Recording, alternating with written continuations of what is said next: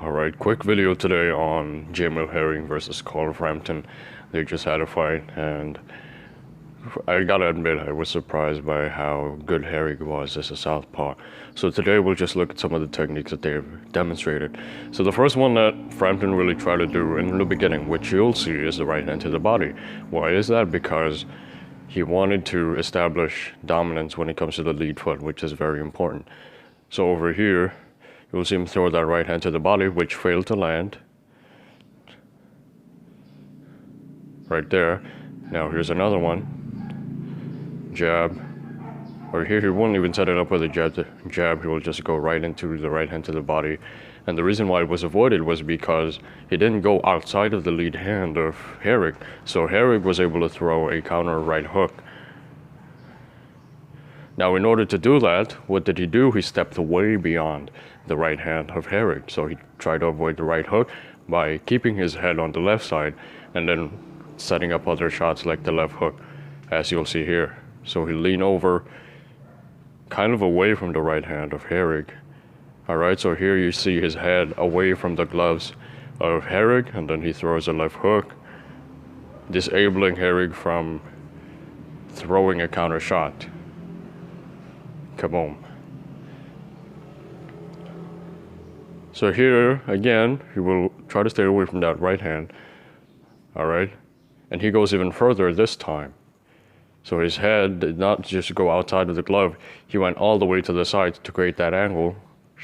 He shoots a right hand, then a left hand.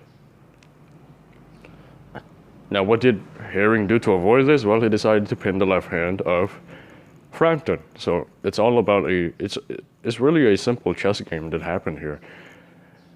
So you'll see a subtle movement of the right glove of Herring. Alright, so here the left hand was clearly outside of the right hand, or the right elbow. The left hand of Frampton was outside the right elbow of Herring, disabling Herring from throwing that counter right hook, which he used a lot in the earlier stages. And so you'll see Herring subtly putting that on top of the left hand now. So you see his arm is now on top of the left glove, which is the white glove right there, is now on top of that glove. And now he's controlling it. It's on top of the right glove. So look at this right. It's on top of the left glove, I should say, of Frampton. Okay, so here it's not going to pin the gloves, but it's going to pin the head of Frampton. So just go ahead and watch it for yourself. So here, Frampton decides to throw a right hand to the body, and instead of pinning the left hand, which obviously is too far away right now, he decides to just keep his right glove on the right side of the face of Frampton, so that if Frampton decides to throw a left hook, Herring will easily just push his head away, out of the way. So his right glove will simply push Frampton's head out of the way, and he's not going to be able to throw that left hand power shot that he likes to throw a lot. Now, the pawing of Frampton was really a weapon for him, but it didn't also work for this fight because Herring went inside of that pawing right jab. So a lot of times, southpaws will set it up with the left hand.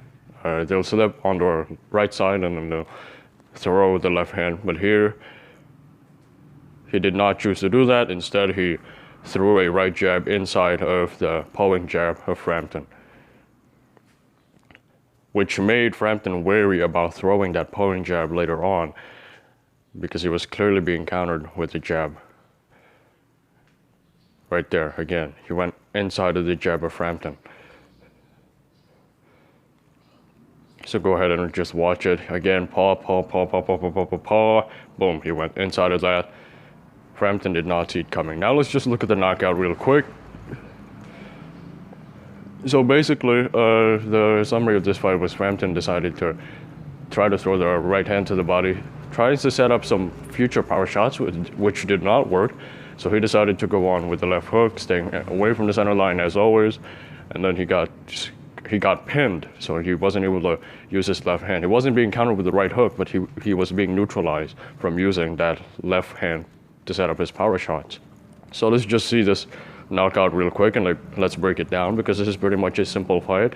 Body shot, uppercut, There he threw a right hand, or a left hand. Fuck. Left hand again. All right, and then over here, you'll see Herring time him with the left uppercut again. And then he sees that right glove down on the side of Frampton. And then he throws a right jab again, sees that right hand down, throws another left hand, and it's over at this point. So that was it. See you guys in the next video.